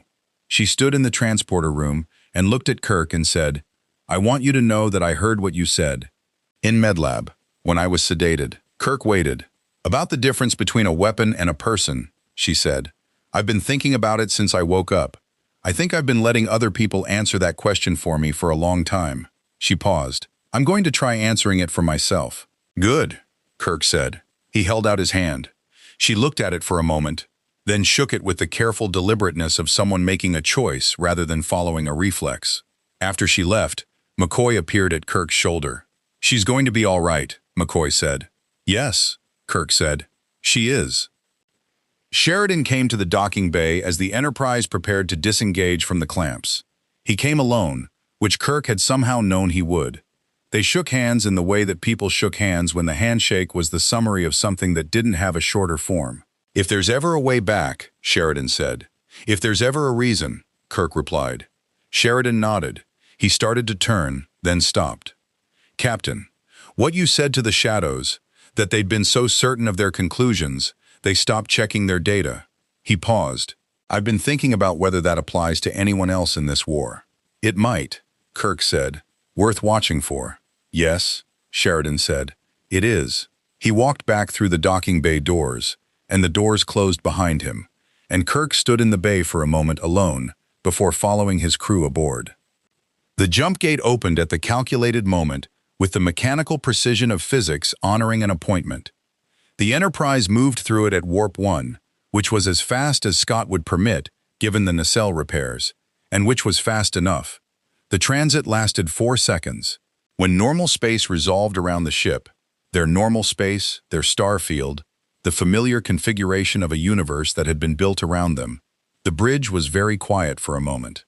Not the silence of Zahadum's aftermath, the silence of people returning to something they had not been certain they would see again. Sulu exhaled. Chekhov put both hands flat on his console for a moment, as though confirming its reality. Uhura closed her eyes briefly, then opened them and went back to her board. Spock looked at his readings for a long moment. We are in Federation space, Captain. Coordinates consistent with our departure point. Elapsed time from our perspective, 17 days. Kirk sat in his command chair. He looked at the view screen, at their stars, their familiar configurations, the ordinary, extraordinary darkness that he had crossed enough times to feel at home in. Set course for the nearest starbase, Mr. Sulu, he said. Warp factor 3, Mr. Scott needs time with his engines. Aye, Captain, Sulu said, and the warmth in his voice was the warmth of a pilot, reunited with a sky he knew. The Enterprise moved into her galaxy and left the other one behind. The war, the shadows, the Vorlons, the man who was already understanding something new about what Zehadum would cost him. The young woman, learning to answer her own questions. The station, turning slowly against the stars, with 50,000 lives going on inside it. Kirk looked at the view screen for a long moment. Then he looked at the log recorder on his armrest. He opened it. Captain's log, he said. Stardate. He paused, because 17 days in another universe created questions about stardates that someone at Starfleet Command was going to enjoy not answering. We have returned to Federation space following a period of operations in an alternate universe. Full report to follow. Crew status all present. Ship status repairable. He paused again. We assisted in a conflict we were not sent to and could not have anticipated. I find, reviewing our actions, that I would make the same choices in the same circumstances. I expect Starfleet will have opinions about that. He looked at the view screen one more time. They were not our people. That war was not our war. I have spent enough time in space to know that those two facts have never, in any universe I have visited, been sufficient reasons to look away. He closed the log. McCoy was at his shoulder, because McCoy was always at his shoulder. Starfleet is going to have a lot of questions, McCoy said. They usually do, Kirk said. Are you ready for them? Kirk looked at the stars ahead of them, at the familiar dark, at the universe that had made them and that they were returning to, with 17 days of experience it had never prepared them for and could not have. Ask me after Mr. Scott fixes the nacelle, he said. McCoy made a sound that was half exasperation and half affection, which was the sound he most frequently made, and went back to his medical bay, and the Enterprise carried them home. In the end, the universe did not mark the passage of the Enterprise through its boundaries with anything as dramatic as the event itself had deserved. No monument went up in the Babylon 5 council chambers. No Starfleet citation covered what had happened in the 17 days the ship and her crew had spent in a galaxy that had not made them. The stars on both sides of the dimensional divide continued their ancient burning without acknowledgement, as stars did, because stars had been present for the beginning of everything and had developed a perspective on significance that made most events look appropriately small. But some things changed. In the galaxy the Enterprise had left behind, the Army of Light fought on with something it had not possessed before. Not new weapons, not additional ships, not the strategic gift of Zahadum's disrupted command infrastructure, though all of those mattered. What it had was a recalibrated belief in what was possible. The knowledge that something from outside the ancient game had looked at the board, refused the rules, and changed the outcome anyway. That knowledge moved through Sheridan's coalition the way true things moved, quietly, without announcement, taking root in the places where people made decisions under pressure and needed to believe that the decisions could matter. In the galaxy the Enterprise had returned to, Kirk filed his report with the thoroughness and the careful omissions that 20 years of command had taught him were the difference between a report that served the truth and a report that served the bureaucracy's comfort. Starfleet read it with the institutional expression of an organization confronting information that exceeded its current categories. Questions were asked. Some were answered. Several were tabled pending further review, which was what happened to questions that Starfleet was not yet ready to hear the answers to. Spock published nothing. He kept his data, refined his calculations, and added 17 days of observations about Vorlon energy signatures, shadow organic technology, and the neurological architecture of a universe shaped by beings older than recorded history, to a personal research archive that would, in time, prove useful in ways neither he nor Kirk could have predicted. McCoy kept the medical files. He thought about Lyda Alexander more than he mentioned, which was how McCoy handled the patients who stayed with him, not by discussing them, but by carrying them quietly into every subsequent case and letting what he had learned in their care make him better at the care that followed. And the Enterprise sailed on into her own stars, carrying 17 days that had changed everyone aboard her in ways that were not fully visible yet, and would not be for some time. The particular kind of change that came from having been tested against something enormous, and found, not invincible, but sufficient, which was, in the end, the only test that mattered. Across the dimensional boundary, in the war room of a station turning in the dark, John Sheridan stood before the holographic display and looked at the green threads of the Army of Light and thought about a captain who had refused an offer that could have sent him home because accepting it would have cost something he valued more than home. He thought about that for a long time. Then he turned to Ivanova, who was standing at her post with the professional composure of a woman who had personally witnessed an impossible thing and decided to be equal to it. And he said, "Let's get back to work." She nodded once. They got back to work. The stars held their positions. The war continued. And somewhere in the deep dark between two galaxies that would likely never know the other existed, something that might have been the residue of 17 days of improbable decisions drifted in the silence. Not a monument, not a marker, not anything that any sensor in any universe would ever detect. Just the particular quality of the dark where something extraordinary had passed through.